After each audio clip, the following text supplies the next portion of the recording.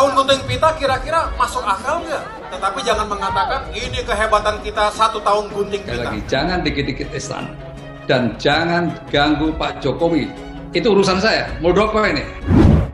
Kepala Staf Kepresidenan Muldoko menyatakan siap adu data berdasar data. Bahwa saya juga memiliki data yang akurat, dan itu kita harus berbicaranya seimbang. Jangan nanti justru masyarakat kita menjadi bingung. Saya mendengar, mengetahui bahwa ada tanda-tanda pemilu 2024 bisa tidak jujur dan tidak adil. Terlalu buru-buru itu membuat judgment seperti itu ya. Itu sebuah justifikasi yang menurut saya terburu-buru. Penggiringan-penggiringan seperti itu yang dilakukan oleh sekelompok kecil manusia, kalau tidak dihentikan, maka akan mempengaruhi yang lain. Nah, ini yang kita tidak inginkan. Konon akan diatur dalam pemilihan presiden nanti yang hanya diinginkan oleh mereka dua pasangan capres dan cawapres saja. Saya mengingatkan, apabila ada upaya-upaya ingin menggagalkan pemilu, maka sangat jelas sebuah hukum pidana mengatakan mendapatkan hukuman 5 tahun. Supaya hati-hati itu. Yang ingin kita lakukan adalah yang pertama, kita tangkepin tuh orang-orang yang melakukan hoax. Infrastruktur pun seharusnya dibangun secara nasional, pusat dan daerah, dan mencakup semua sektor. Pemaparan data yang akurat seputar kinerja pemerintahan Joko Widodo diakui Muldoko menjadi salah satu tugasnya. Kan udah dengar sendiri lah yang disampaikan ke publik. Saya membawa amanah untuk menyampaikan komunikasi politik. Informasinya konon. Jangan demokrasi ini diteror. Ada teror demokrasi, ada sebuah upaya-upaya yang tidak baik. Ini harus dihentikan. Ini harus tegas. Kita tidak bisa lagi membiarkan mereka-mereka yang seenaknya memainkan ruang-ruang publik ini menjadi sebuah mainan yang pada akhirnya menjurus kepada sebuah situasi yang tidak baik. Salam pembaharuan. Saudara, Kepala Staf Kepresidenan atau KSP Muldoko ingin membuka deret pembangunan infrastruktur era Presiden Jokowi agar masyarakat mengetahui. Kantor Kepala Staf Kepresidenan, Muldoko siap membuka data pembangunan infrastruktur yang dibangun era Presiden Jokowi sejak 2014 silam. Dia menyampaikan itu merespon sindiran Ketua Umum Partai Demokrat Agus Harimurti Yudhoyono atau AHY yang menyatakan bahwa Jokowi banyak mendapat limpahan proyek setengah jadi dari masa kepemimpinan Presiden ke-6 Republik Indonesia, Susilo Bambang Yudhoyono atau SBY. Semua pekerjaan infrastruktur yang dikerjakan Presiden ada datanya, ujar Muldoko di Kompleks Istana Kepresidenan Jakarta pada Senin 19 September 2022.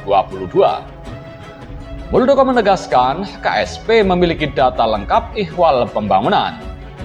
Dia menyatakan KSP yang akan rilis data pembangunan guna meluruskan pernyataan yang beredar di publik. Nanti datanya KSP yang rilis, imbuh Muldoko. Data-data tersebut, kata Muldoko, bisa dibandingkan agar masyarakat tahu betul apa saja proyek infrastruktur yang telah dikerjakan era Presiden Jokowi sejak 2014 silam.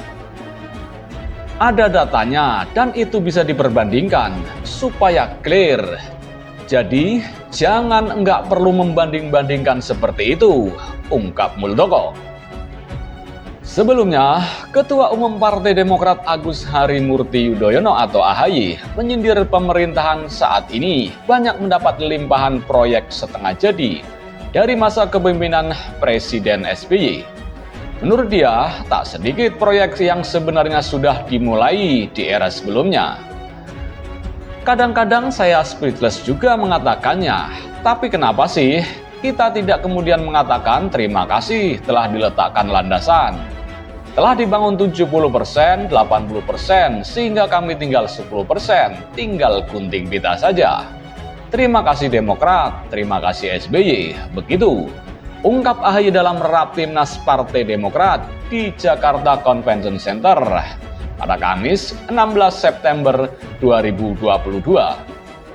Untuk diketahui, SBY sebelumnya membeberkan adanya dugaan tindakan tidak jujur dan tidak adil pada pemilu 2024 mendatang.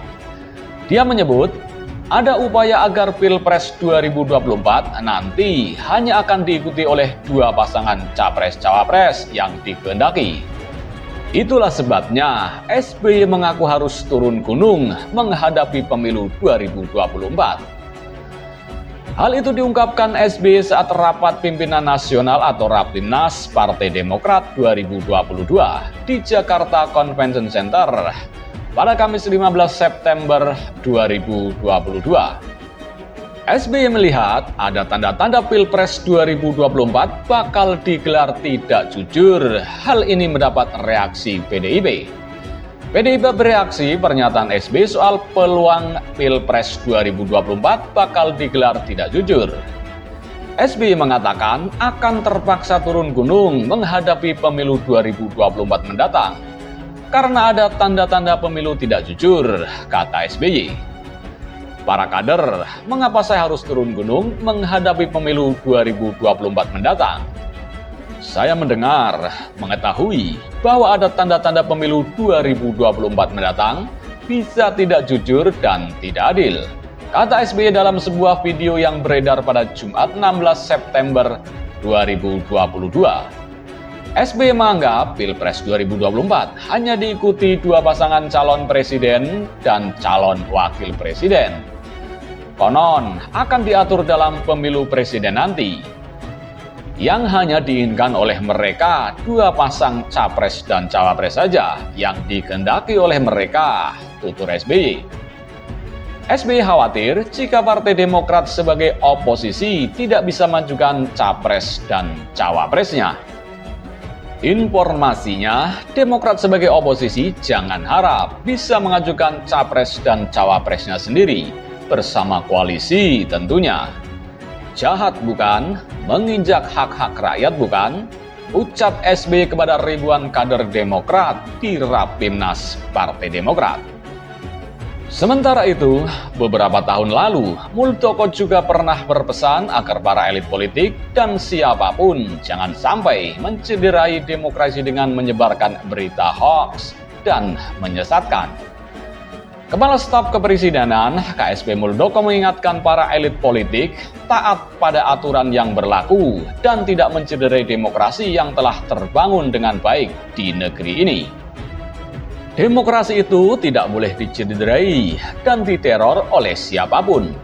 Karena itu, kita semuanya harus bermain pada role yang benar, kata Muldoko di Kompleks Istana Presiden. Ia mengatakan saat ini ada kelompok-kelompok tertentu yang berupaya melakukan penggiringan secara sistematis agar masyarakat tidak mempercayai kredibilitas penyelenggara pemilihan umum, dalam hal ini Komisi Pemilihan Umum atau KPU. Ini sudah jelas, ini sebuah upaya yang saya ikuti dari waktu ke waktu. Upaya menggiring secara sistematis menuju ke arah di mana nantinya publik digiring untuk tidak percaya kepada penyelenggara pemilu. Ini sudah saya cermati dengan baik, kata Muldoko. Mantan Panglima TNI itu menegaskan KPU adalah lembaga independen yang eksistensinya terpisah dari pemerintah. Tapi upaya penggiringan agar publik tidak mempercayai KPU sangat jelas. Saya ingatkan, jangan main-main. Kalau masih main-main, saya juga punya mainan, tegas Muldoko. Menurut Muldoko, seluruh elemen bangsa wajib menjaga dan memelihara tatanan demokrasi yang ada. Demokrasi jangan sampai dicederai dan diteror oleh karena kepentingan sesaat. Sungguh tidak baik untuk masa depan bangsa dan sangat mengganggu, apalagi berita-berita bohong atau hoax. Hoax bukan sekedar dilempar secara sporadis, tapi secara sistematis.